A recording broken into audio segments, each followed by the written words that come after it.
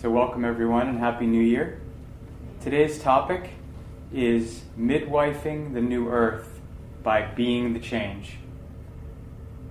And today we're going to talk about how can we connect to and use the aspect of spiritual energy, the dynamic aspect of spiritual energy called the evolutionary impulse, which connects us to each other, to all of humanity, to the earth, and to the entire universe as a driving force of purpose in our lives. And how can we, like Gandhi said, be the change that we want to see in the world? And as Michael Jackson said, how can we start with the man or woman in the mirror and make the changes within ourselves by being motivated by our connection to the whole? So in honor of New Year and of the holidays, we've been talking a lot about liberating ourselves from the old and limiting identities of our past. We've been talking a lot about some of our beliefs about ourselves, some of the stories that we've been believing and telling ourselves for our whole lives that have kept us small, and how those thoughts that started from painful experiences in our past that we never felt all the way, that got stored in our bodies as vibrational density, or what the Buddhists call samskaras, how those ideas and thoughts that we made about those feelings in order to not feel them, over time became beliefs about ourselves, which over time became stories, and which over time became an identity of who we are, whether we're worthy or unworthy, what we're capable of and not capable of. And for most of us, those identities are very small, and they are not large enough to fully express all of our talents and gifts. And so we've been talking all throughout this series about our healing journey and opening up to our own healing. And in this time of year, to really start thinking about what are those old beliefs and stories about ourselves that we are ready to leave behind? Who are the people who are no longer serving us that we are ready to leave behind? What are the circumstances and situations that are no longer serving us, that are from an old paradigm and belief about ourselves, that are too small for our stepping into our greatest yet to be, our new self? One that is no longer limited by these old identities and beliefs and stories. But the work is that we have to be active in identifying what we need to release, because we can't carry all of those old stories and beliefs and identities and sometimes people and circumstances in our lives into our greatest yet to be life. And so we have to do some of this inner work and sometimes outer work in order to identify, to allow ourselves to be fully conscious of, and also to release, to say goodbye to. Sometimes it's an old grievance that we need to forgive. Sometimes it's having the courage to let go of a relationship that is draining us of our vital energy, that we feel like somehow we're in that relationship because we need to serve that other person, but in serving that other person, we are no longer serving ourselves. We are working within an old paradigm of our limited beliefs about ourselves. So where can we find the motivation to make these changes, to let go of some things in our lives that we hold dear, because we hold our beliefs about ourselves very dear, even the limiting ones, because our limited beliefs about ourselves are safe for us. If we say, I can't hike Mount Everest, then we get to let ourselves off the hook for not hiking Mount Everest. But if we say, well, what if I really could hike Mount Everest, or whatever metaphor in your life that you're saying no to, Then we have to face the fear of the challenge of doing it. Then we have to get into shape and prepare ourselves to do it. Then we have to spend the time and energy on doing it. And so let's make sure we remember we hold our limiting beliefs and stories and identities very dear. They're a part of our ego structure, our identity structure. And without them, we feel lost. When something happens that we have to let go of one of those things, it's not always easy. So most of us prefer to just not do that work. Most of us don't want to face our fears, don't want to step into uncomfortable situations, don't want to feel the uncomfortable feelings that are being held in our bodies that will be triggered by us opening up to making changes.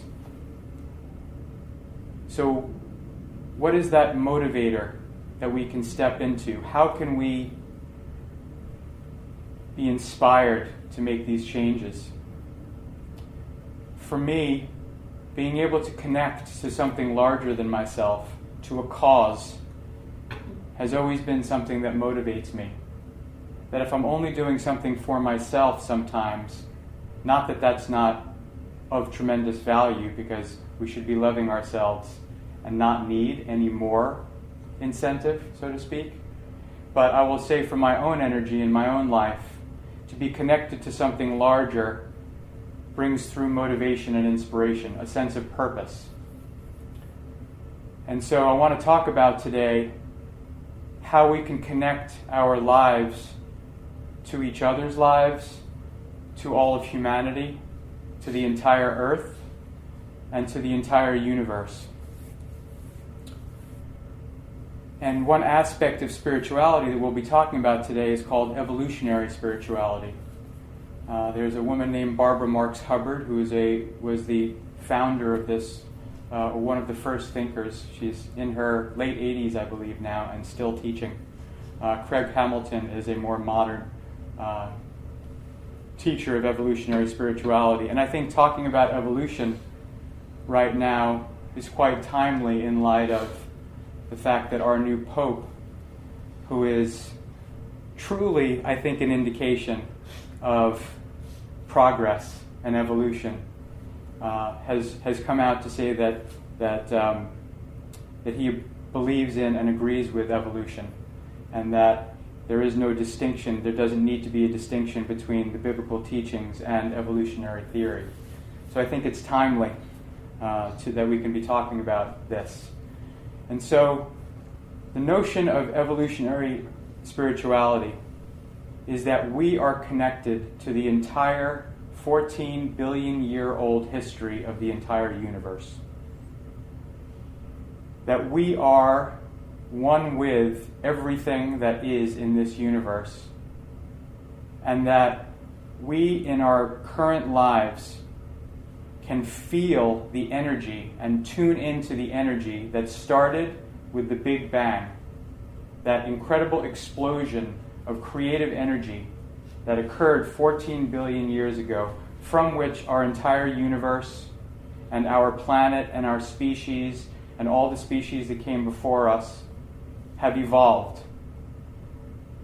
That there is a through line that we can tap into, which is what you could call a face of God or source.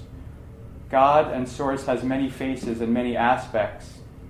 The Hindus are very aware of that. There's many different gods, not just one. But the evolutionary impulse is an aspect of God or of source energy that is, as the Tao spoke of it, endlessly creating, endlessly pulsating. The spirit of the valley never dies. Without fail, she brings us to our own perfection, to our own wholeness. That there is a churning energy of creation that started 14 billion years ago, from which we are the offspring. And that there is an imperative in this universe. And that the imperative is to create more conscious life. To create more complex and conscious life. And if you see the evolution of at least our aspect of the universe, which started with the Earth, you can see very clearly, and we'll be speaking about this, how we've evolved from lower levels of consciousness through to human beings as so far the highest level of consciousness. And that it is connecting to this energy, this dynamic, creative energy that created everything that there is a way for us to source that within ourselves, to feel our connection with that, and to feel that the drive that got us this morning to this room, and the drive that continues to push us to work on ourselves, to evolve, and the drive that continues to push us to face the things in our lives that we need to face in order to grow, develop, and unfold into our greatest yet to be, is that same energy that created the planets, that created all of humanity. And that when we tap into that, we have the force and energy and dynamic inspiration coming through us that is connected to 14 billion years of churning energy of creation. And that when we can tap into that, we have no lack of inspiration and motivation. We have no lack of churning energy within us to do our work, to walk that spiritual path of the open-hearted, emotionally available warrior we've been speaking about, to face our feelings, to step out of our comfort zones and into our places of growth that stretch us, that don't feel as good. But we have this source of motivation. And so I want to talk a little bit about how we access this by tuning within, the same way that we have tuned within to our spiritual centers, by listening.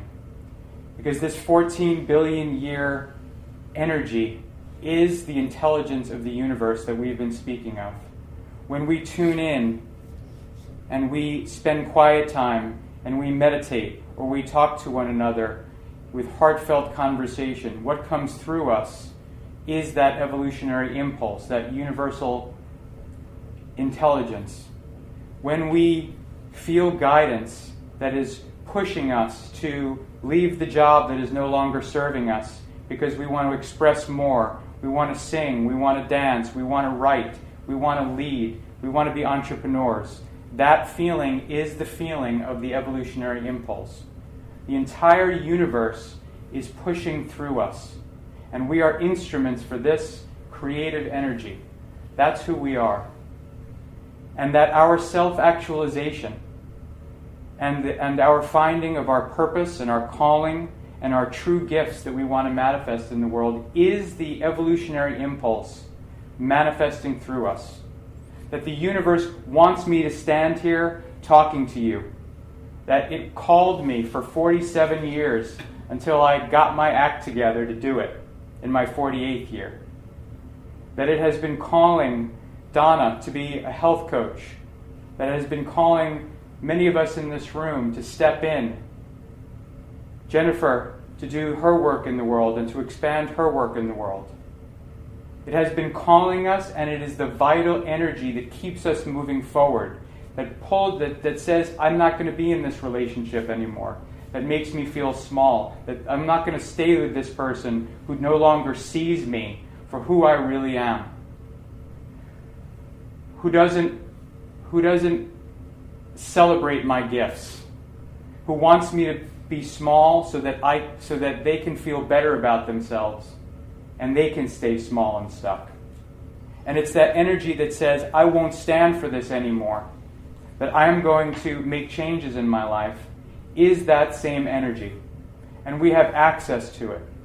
And actually the universe will expand us so that it can express through us. It's not us and our own limited small selves coming up with these ideas about what our greatest yet to be is. It's the universe that wants to expand, and frankly will expand, with us or without us, but wants to use us as a channel, wants to use us as its mouth and eyes and hands in the world. And that's where it's coming from. It's coming from way behind us. You can use that as a metaphor. It's coming from 14 billion years. If you imagine you're standing here and there's 14 billion years of energy pushing you forward, wanting you to express more of your gifts, that's the energy of the evolutionary impulse. And that is the motivation that I'm suggesting today can help us do that work that sometimes we'd rather avoid.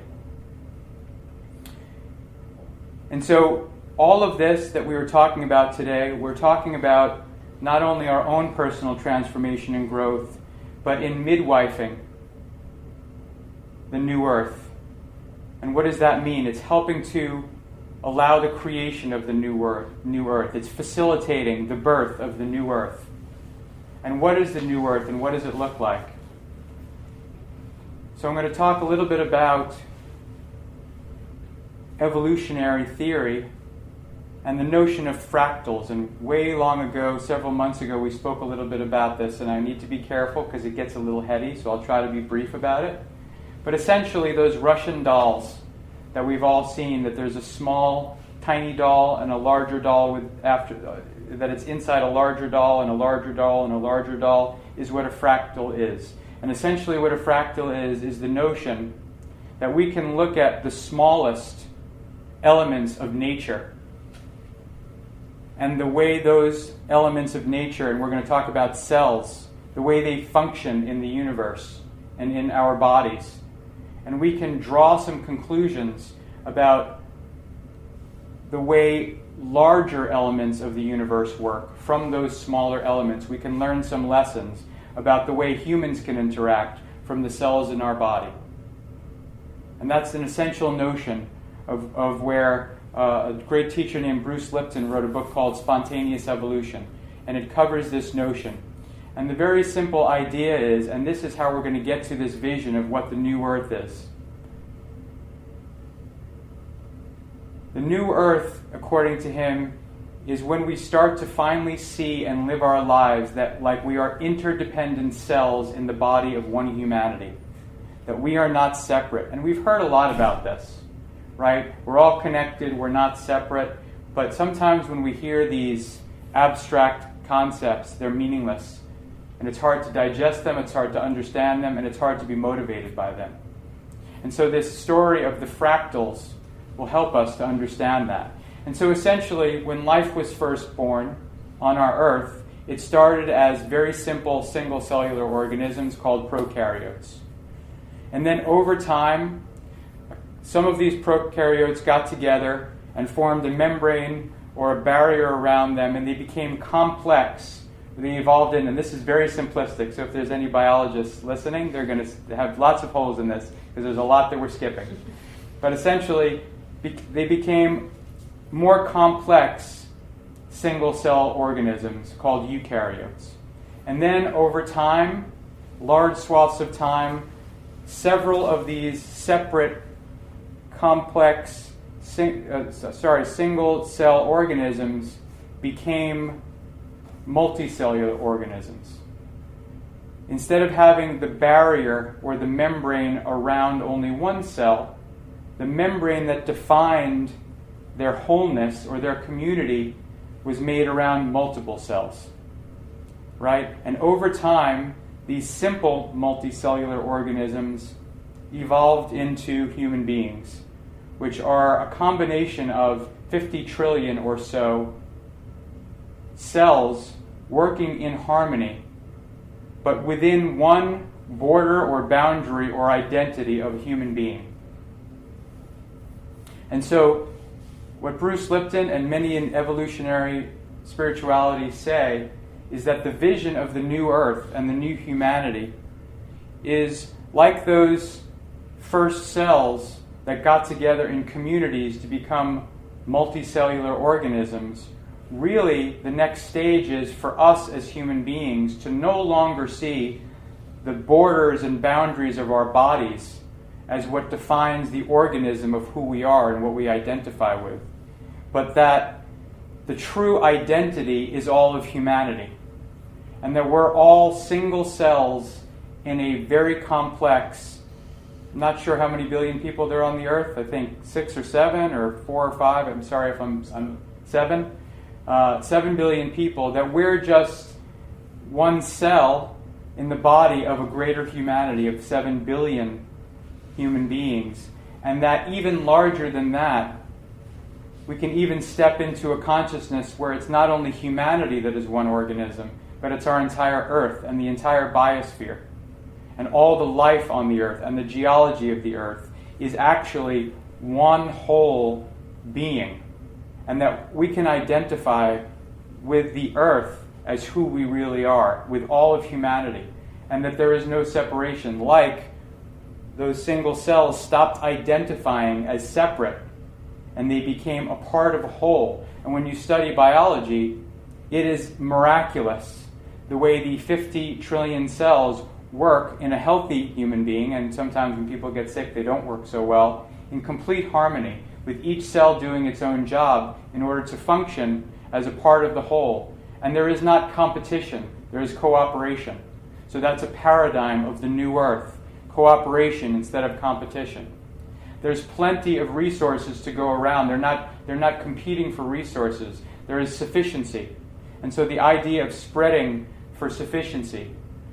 There's also the idea of continuously, of sustainability.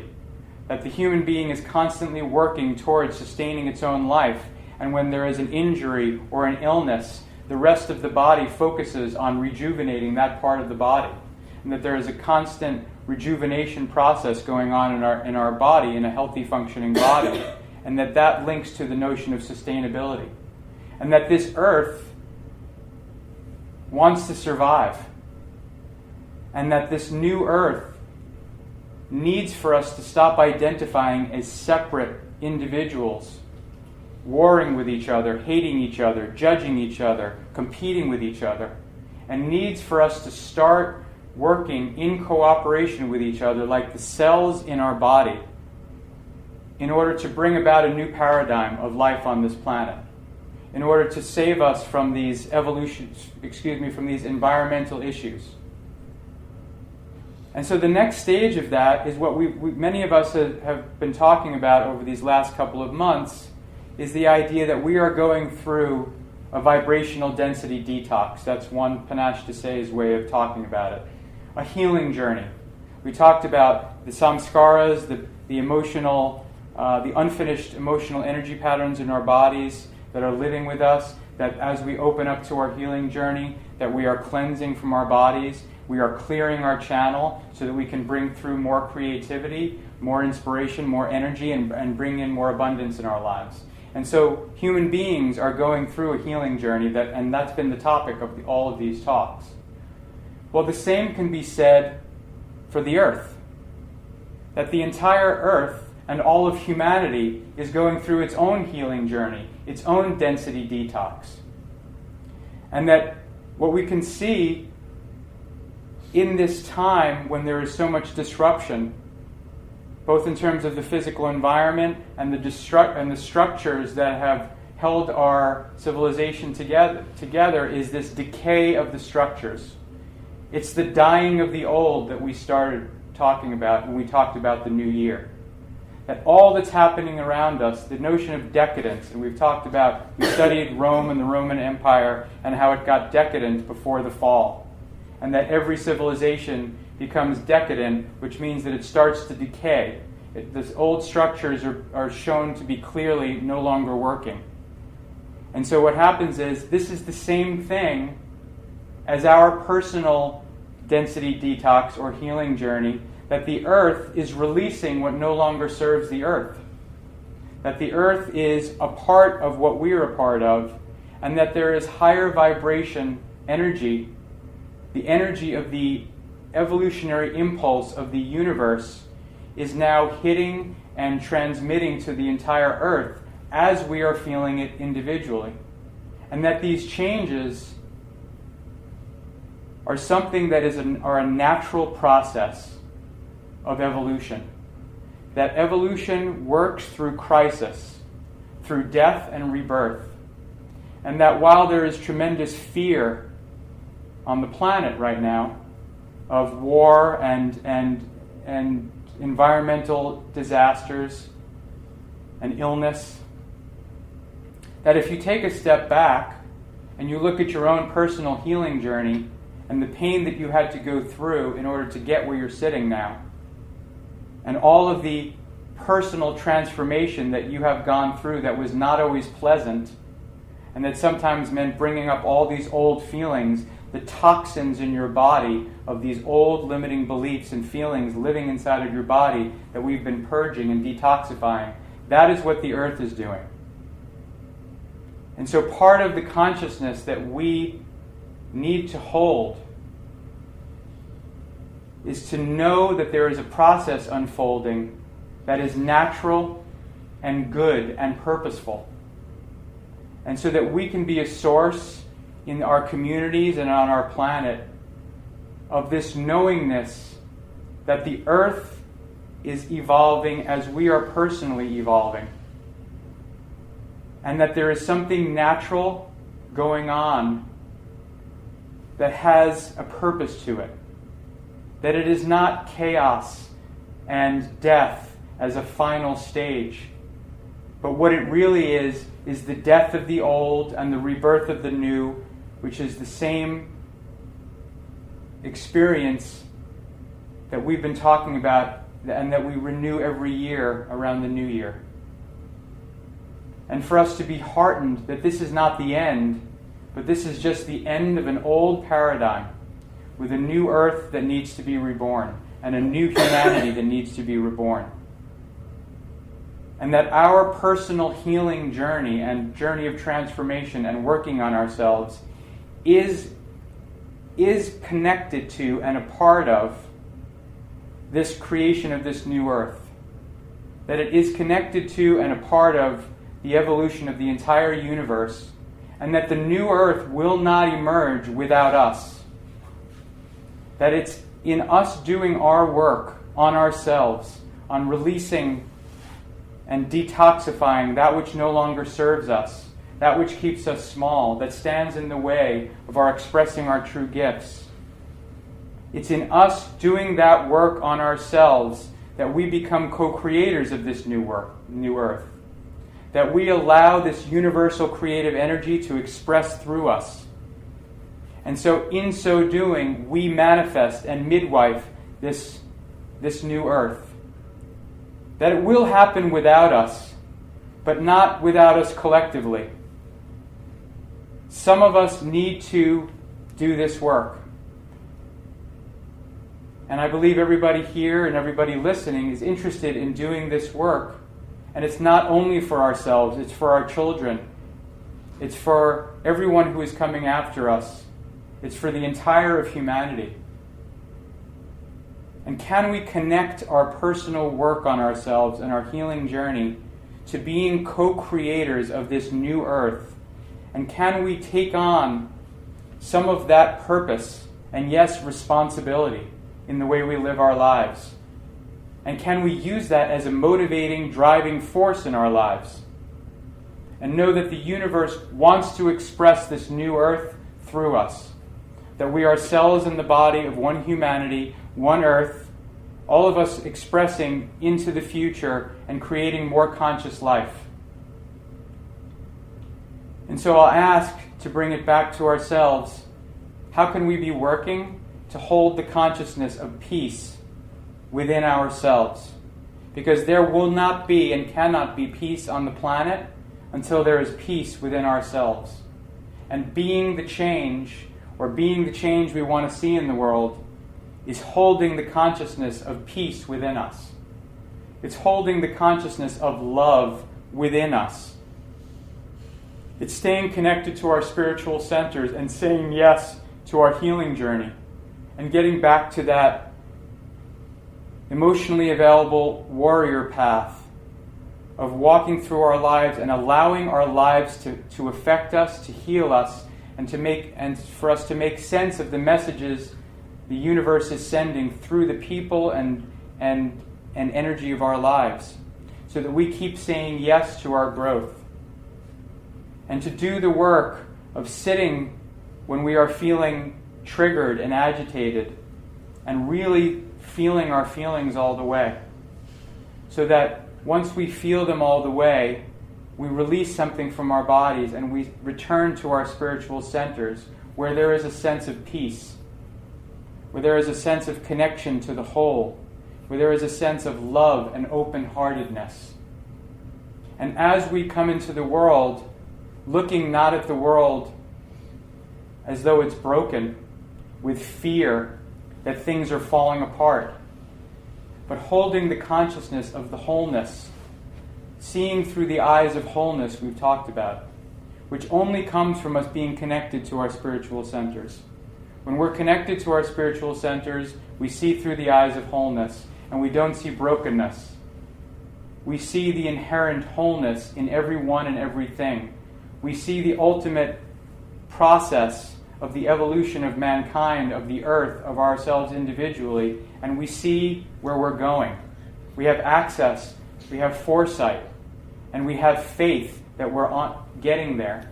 When we're disconnected from our spiritual centers, when we're in resistance, where we're in crisis, and we're trying to repress our feelings and not connect to the energy inside of us, we're disconnected to that vision.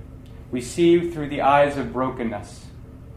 We no longer have the vision of wholeness, the vision of this process that is not the end of days, as they said, but it is merely the cyclical death and rebirth of the next higher level of evolution of our species and of the earth. And so I'll ask again, as I've been asking, will you be made new?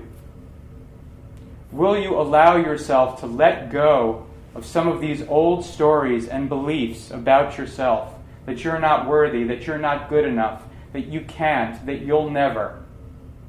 Will you let go of some of these relationships that are not serving you, some of these situations, whether it's jobs or anything in your life that is not serving you? Will you have the courage? Can you connect to this 14 billion year old energy of the Big Bang that is endlessly creating and endlessly pulsating through our very being, so that you can expand more and allow the universe to expand through you? Allow the universe to use you as its eyes and ears and its hands towards the creation of this new earth, towards this new paradigm of seeing ourselves as interdependent cells in the body of one humanity, of one earth, and to step into our greatest yet to be, each and every one of us. Thank you.